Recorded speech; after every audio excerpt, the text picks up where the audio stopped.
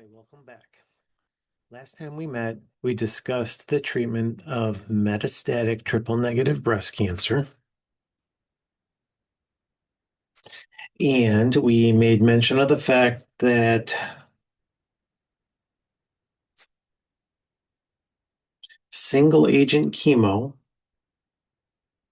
has historically been the mainstay of treatment for triple-negative disease, and you would sequence these such that a patient would get the initial therapy, and then as they respond and tolerate it, you continue that until they have disease progression or they can't tolerate it. Then you would cycle to another single agent and you would continue this until such time where you run out of options.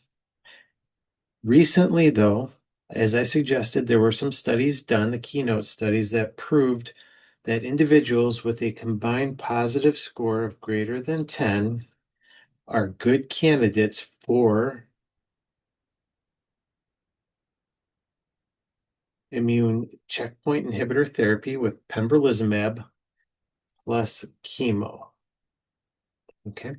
And the combined positive score is determined based on the number of cancer cells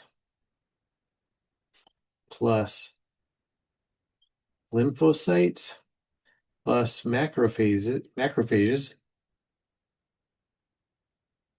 that are PDL1 positive. You add those up and then you divide by the number of cancer cells. And then that gives you essentially your CPS. Okay. And that's what we typically do in the setting of triple negative disease. However, again, keep in mind,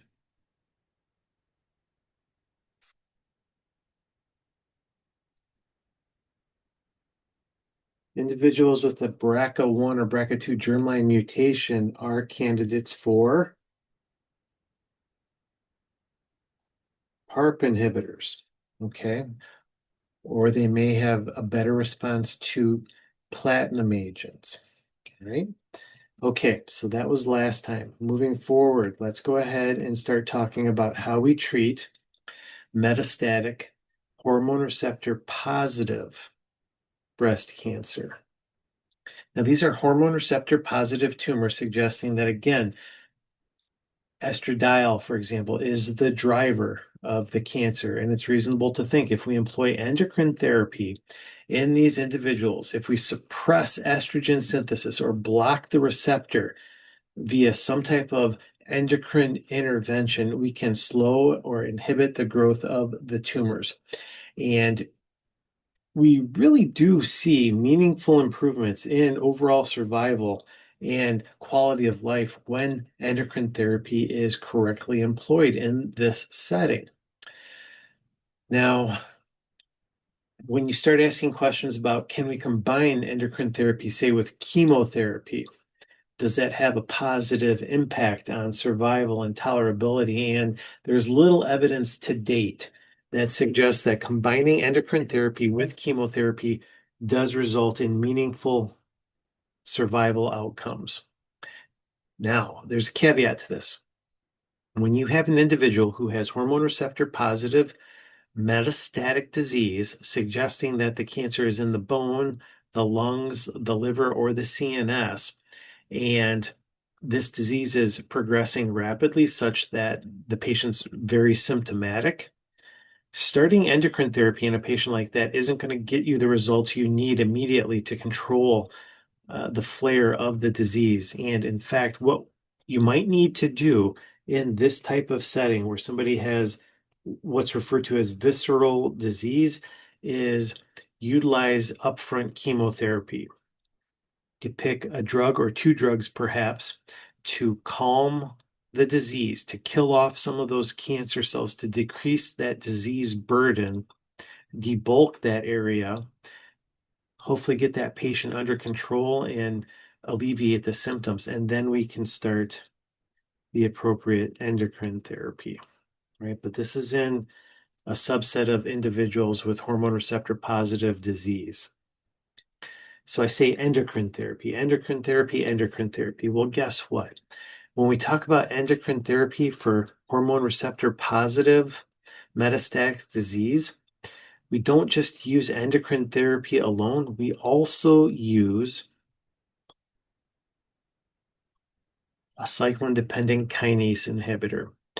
And the gold standard today, at the time of this recording, here in the summer of 2025, is to utilize endocrine therapy in the form of an aromatase inhibitor plus a cyclin-dependent kinase inhibitor. We understand what aromatase inhibitors do. They prevent the conversion of androstenedione or testosterone into estradiol or estrone. So they suppress estrogen synthesis, right? And then the cyclin-dependent kinase inhibitor, CDK4/6 inhibitors actually suppress then the progression of the cell cycle from the G1 phase to the S phase. And they do that by inhibiting cyclin-dependent kinase 4. Remember, cyclin-dependent kinase 4, right, is going to interact with cyclin D to phosphorylate retinoblastoma, which then releases the inhibition on transcription factors, E2F, that are responsible for driving then the cell into the S phase. Right? So we take a two-pronged approach for hormone receptor positive tumors. Now, we do have to consider the menopausal status of our patient. Is our patient a premenopausal woman? If she's premenopausal, she has functioning ovaries. We have to address the ovaries. And we're going to offer ovarian suppression in the form of a GnRH agonist, or we're going to try and ablate the ovaries. Maybe just do a bilateral oophorectomy. That's going to suppress ovarian synthesis of estradiol. Once we suppress the ovaries, then we can start our aromatase inhibitor, letrozole or anastrozole. Right? And then we combine that with a CDK inhibitor, abemaciclib, or even ribociclib. Ribociclib seems to be the popular one these days. If our patient is postmenopausal, we don't have to worry about ovarian suppression. We can go right into the aromatase inhibitor plus CDK4/6 inhibitor combination. And we've seen meaningful results from this particular regimen. People do really, really well when we consider the combination of these two drugs. Now, here is a list from the guidelines. Let's orient ourselves to this slide that I borrowed from the NCCN guidelines. This is systemic therapy for ER positive stage 4 disease. So obviously this patient is HER2 negative. They are postmenopausal or premenopausal with ovarian suppression. The preferred regimen, and this is what I want you to be familiar with. I want you to be familiar with this preferred regimen: an aromatase inhibitor plus a CDK4/6 inhibitor, right? Pick an aromatase inhibitor, letrozole or anastrozole, plus ribociclib. That's preferred. Category 1 recommendation. It's backed up by the most clinical data. Aromatase inhibitor plus abemaciclib, also acceptable. Aromatase inhibitor plus palbociclib. Palbociclib is associated with some increased adverse effects, so I don't think it's going to be used as much moving forward, say, as ribociclib, right? So this is sort of your go-to for the hormone receptor positive stage 4 patient, pre or post menopausal. Okay. There are some other options that are backed up by clinical studies. And again, to ribociclib or abemaciclib, either of those cyclin-dependent kinase inhibitors in combination with fulvestrant. Right, fulvestrant is it's an estrogen receptor degrader/antagonist. and it's given intramuscularly, I think once a month. That also has a lot of good data to support its use. Right? But when we talk to our clinicians and we see what's going on in the clinic today, this is how people are going to be initiated on therapy, right? The second and subsequent line therapies, I'm not going to mention too much more about those at this point in time. A lot of it depends on what type of driver may or may not be present in those particular tumors. Keep in mind, even though it's hormone receptor positive disease, at some point in time, patients may progress on therapy, and these tumors become resistant to the inhibition of the cyclin-dependent kinase inhibitor and or the endocrine therapy. And there are other drugs that we can utilize in the disease progression setting. When individuals have developed an estrogen receptor mutation, we can utilize different drugs. Right? When they have progression, we can utilize different drugs. But for now, for our purposes, this is what I want you to focus in on. I did mention this concept of triple positive disease, where it's estrogen, or excuse me, hormone receptor positive and HER2 positive. And this box to the right addresses that scenario, right? HER2 positive and postmenopausal or premenopausal patients with ovarian ablation or suppression.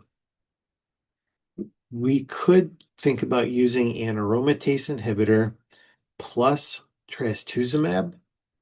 You could use an aromatase inhibitor plus lapatinib. That's an oral HER2 blocker. You could use an aromatase inhibitor in the combination of the two as well. Okay. Lapatinib, I believe, gets into the central nervous system, and it should help with central nervous system metastases, I believe. Okay. So that's in the rare circumstance that we have that triple positive disease. Right? Metastatic hormone receptor positive breast cancer. Before we move into metastatic HER2 positive disease, I just want to make sure we understand. Patient has hormone receptor positive stage 4 disease. Right?